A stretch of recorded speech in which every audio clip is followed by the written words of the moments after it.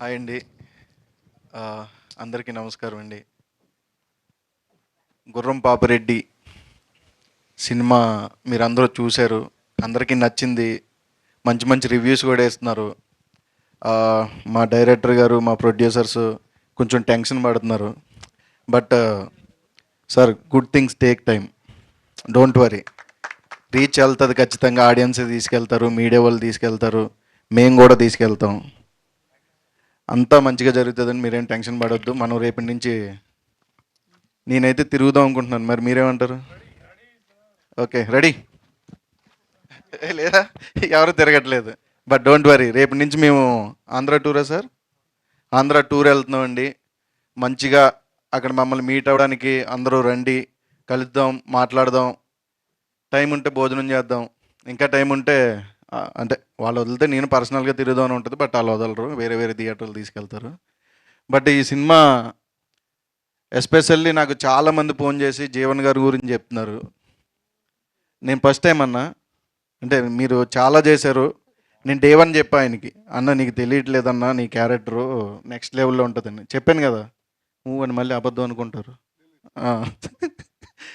So every character, each and every character గురించి నాకు phone చేసి చాలామంది చెప్తున్నారు. చాలా హ్యాపీగా ఉంది. మీరు కూడా చూడని వాళ్ళు ఎవరైనా ఉంటే థియేటర్స్కి వెళ్ళండి. 2.5 20 minutes నాన్ స్టాప్గా నవ్వుకుంటారు. Thank you so much. Raj Kumar గారు, సేమ్ క్వశ్చన్ అండి. మీ జీవితంలో ఒకటి తీసి ఇంకొకటి రీప్లేస్ చేయాలి అంటే ఏ ప్లేస్లో, ఏంటి, ఏ సిచ్యువేషన్? అర్థం కాలేదండి.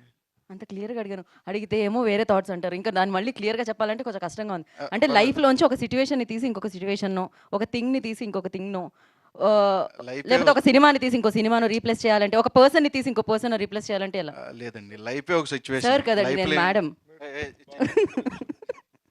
చెడు తీసేసి మంచి మాట్లాడుకుంటే బెస్ట్. నేను అదే చెప్దాం అనుకుని లోపు నువ్వు మైక్ లాగేసుకున్నావు.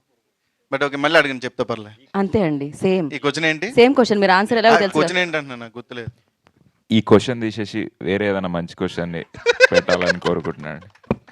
దానికి నాకు టైం కావాలి. సో చెప్పండి. మాదే ఉందండి మీ లైఫ్లో అంటే మళ్ళీ అడగని చెప్తా.